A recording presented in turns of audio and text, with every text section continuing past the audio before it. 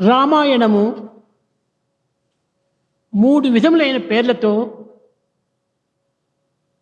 వాల్మీకి ప్రచార ప్రబోధములు సలిపారు. ராமாயணத்தை 3 விதமாக வால்மீகி பிரச்சாரம் செய்தார்.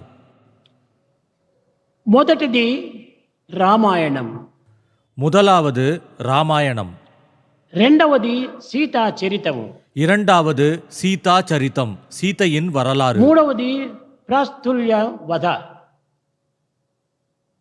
అనగా రావణ వధ, மூன்றாவது ராவண வதம்,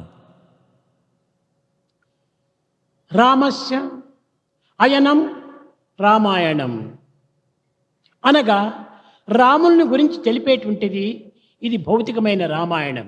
ராமஸ்ய அயனம் ராமாயணம் என்றால் ராமரை பற்றி எடுத்துரைக்கும் பௌதிகமான ராமாயணம். దీనిని అంతర్ముఖంగా మనం విచారణ చేసినప్పుడు ఇది పరమాత్ముని కథ. இதன் உட்பொருளை ஆராயும் போது இதுவே பரமாத்மாவின் கதை என்பது விளங்கும். రెండవది రామాయణ, రామాయ అయనం ఇది రామాయణం అనగా సీతా చరిత్రను గురించి తెలుపునటువంటిది బాహ్యమైనటువంటిది.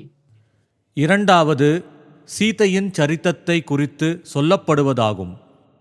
అంతర్ముఖంగా దీన్ని విచారించినప్పుడు జీవాత్మ చరితము. இதன் உட்பொருளை ஆராயும் போது இது ஜீவாத்ம சரித்தம் என்பது விளங்கும்.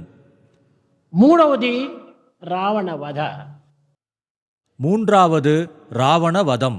ఇది బాహ్యముగా రావణ వధ, అంతర్భావములో ఇది అజ్ఞాన నాశనం. இதன் புறப்பொருள் ராவண வதம், இதன் அகப்பொருள் அக்ஞானத்தை அழித்தல். గీతావాత పురస్కరించుకొని రామాయణము పరమాత్ముని కథ, முடிவாக இவற்றை வைத்து ராமாயணம் என்பது பரமாத்மாவின் సీతా கதை చరితము ஆகும். జీవాత్ముని యొక్క కథ. சீதா சரித்தம் என்பது ஜீவாத்மாவின் கதை. మూడవది రావణ వధ అజ్ఞాన నాశనం மூன்றாவது ராவணவதம் என்பது அக்ஞானத்தின் அழிவு. అనగా పరమాత్మ జీవాత్మ యొక్క తత్వమును చక్కగా గుర్తించినప్పుడే అజ్ఞానం అనేటువంటిది నాశనం అవుతుంది. பரமாத்மா ஜீவாத்மா இவற்றின் தத்துவத்தை சரியாக உணர்ந்தால்தான் அறியாமை அக்ஞானம் என்பது அழிந்து போகும்.